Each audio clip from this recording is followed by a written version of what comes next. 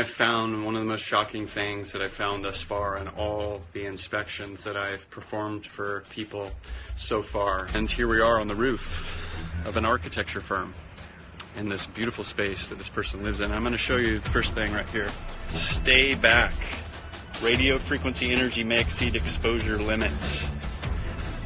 This person just found out recently that they have cancer, and they've actually been helping their son for the last year or so, who's 25, who also has cancer. And I'm going to show you what is behind this building, and I'm really, really shocked. So here we go. Here's this door, and we're going to just step in here very briefly because it's really intense in here. So this is cell phone towers. Look at that. It's unbelievable. And again, I'll show you the meter. Sitting here right outside these people's driveway. Now this is also extremely hard to believe. I've now driven down almost a full block, right next to the telephone pole, down a full block, and check this out. I'm going to show you the meter reading, and the meter is still up at 2 and 3 volts per meter in the red on the left-hand side at the peak. Benjamin Rivas has worked on cell phone towers for 14 years. Physically burned my hand. The burn is a work injury you can see. What you see here is what I would call an everyday crime. Other problems, he said, caused by the towers aren't as easy to spot. Depression, and I get headaches from time to time, and mood swings and stuff. Here's what I consider, in my personal opinion, another crime scene. And I don't think I'm being dramatic saying this. Here's the cell phone tower. I want you to notice where this is located. Literally in the parking lot, right next to these stores. There's human beings working in these stores and eating in these restaurants all day long. And there's a cell phone tower right there.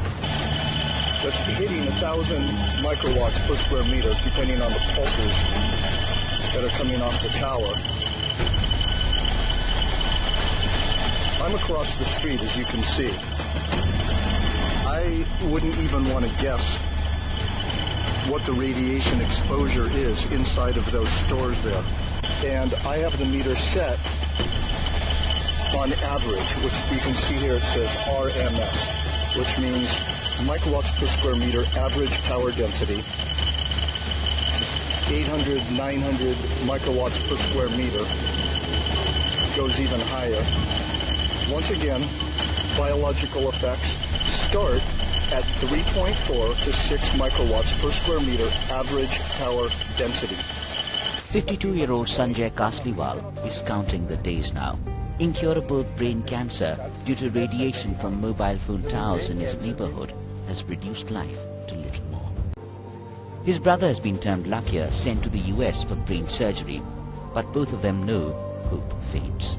I have written to all possible government offices to find out what sort of control are they doing or what sort of an audit is being done, and it seems everything falls on deaf ears. Nobody is concerned. Experts say the area the two men live in faces radiation from mobile phone towers equivalent to living in a microwave oven 19 minutes a day. See, the levels were somewhere between minus 18 to minus 22 to 20 dBm also over here, and these radiation levels are very high for prolonged exposure, almost about 100 times higher than what is recommended for continuous safe exposure. And there are 2 cancer cases which have been reported in this house. There's even a dog has got cancer. It's kind of interesting when cell phone tower workers are telling you that they have headaches, that they have brain cancer, that they have all these health issues throughout the day, where they get these headaches or blurry vision. Why would so many of these guys have these seemingly often problems like this? You would think that if there was nothing really bad about cell phone towers, that obviously those who would work on these towers would be fine. But instead you hear something quite different.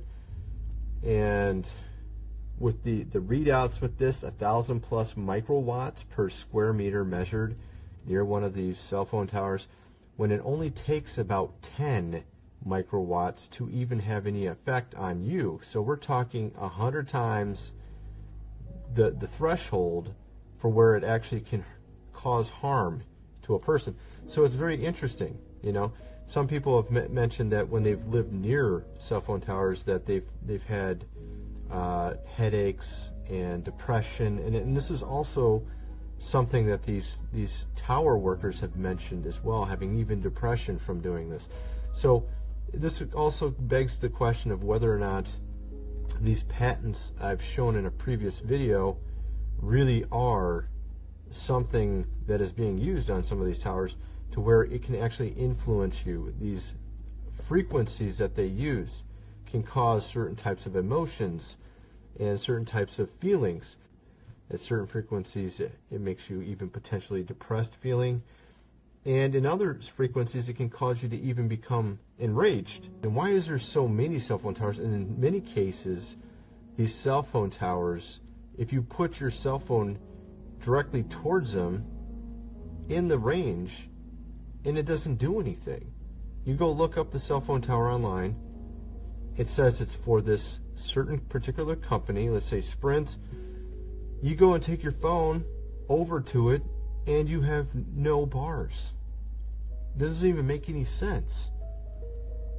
Or even have some of these cell phone towers multiples in a row. Why would you have so many in a row? What's the relevance of that? It's supposed to be covering certain square footage, allegedly, but instead we have them lined up near a highway. Why would they be doing that? Especially not very far apart. So it makes you kind of wonder what they're really for here. To broadcast the entire Earth, it takes 2 kilowatts, 2 hair dryers. Now a microwave oven uses 1,000 watts or 1 kilowatt. Here's the damage 1 kilowatt can be done by somebody when they take a magnetron out of a microwave and turn it into a ray gun. This is just a small example of a low-tech weapon running on 1,000 watts. Then you have these things here, these huge towers of death.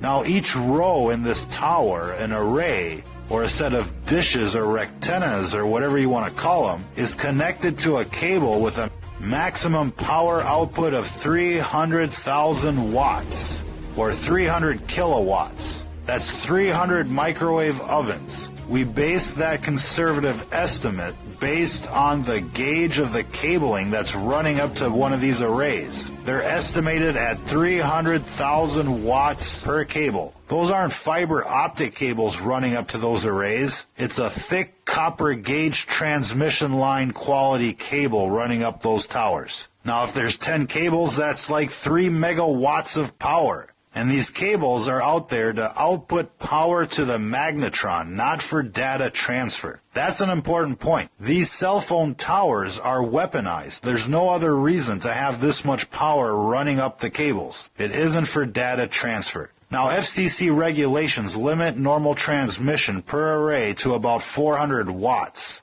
To put that into perspective, 1 watt from your phone can go 25 miles to the nearest tower. A 1,000 watt magnetron on a stick can blow shit up. And these towers have a 300 kilowatt power line running up to each rectenna. And who knows, there could be an amplifier at the top of these towers that steps up the power even more. The point is here, ladies and gentlemen, is that these companies, like Lucent and Google, could turn up the juice at any time and nuke a town. They could nuke the entire country without any warning, without anybody being able to protect themselves. They could cook them like a boiling frog in the middle of the night. This infrastructure is not only in place, it's built up with multiple levels of redundancy. Every big city has thousands of these death towers. And all that needs to happen is for an AI from Google or whoever to come in and nuke everybody at once and take over.